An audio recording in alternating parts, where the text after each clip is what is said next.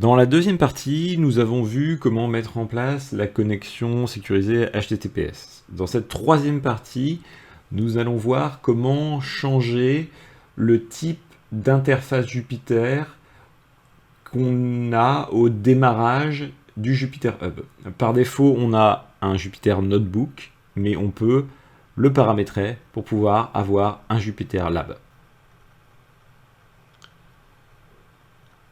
Donc, avant de mettre en place le Jupyter Lab, on peut faire un petit réglage du point de vue de la sécurité lié à ce qui a été fait avant, c'est-à-dire la mise en place de l'HTTPS. Ce qu'on va faire, c'est que vous allez dans le groupe de sécurité réseau, donc qui est un des éléments du resource group qui a été créé avec la machine virtuelle. Et ce qu'on va faire, c'est qu'on va supprimer la connexion SSH dont on n'a pas besoin. Donc ça permet de ne plus pouvoir avoir accès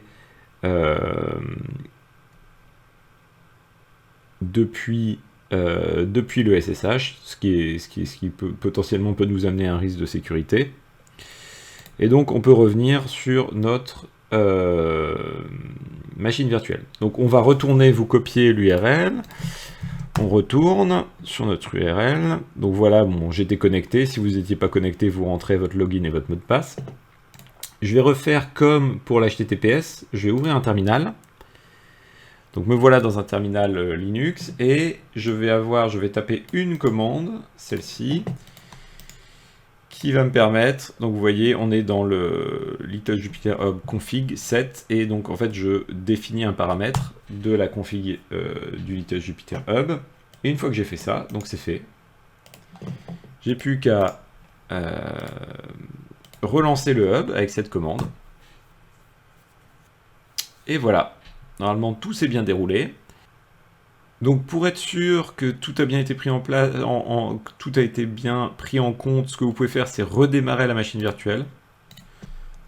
Donc voilà, la machine virtuelle a bien redémarré. Je peux donc récupérer mon URL, ouvrir un autre onglet, me reconnecter. Là, je reprends mon admin Emmanuel M. Je récupère mon mot de passe. Je me connecte. Et là, vous voyez, j'arrive dans un Jupyter Lab directement. Donc le réglage a bien fonctionné. Ce qu'on va voir dans la partie suivante, c'est comment ajouter des utilisateurs, donc pour nous des apprenants, au Jupyter Hub.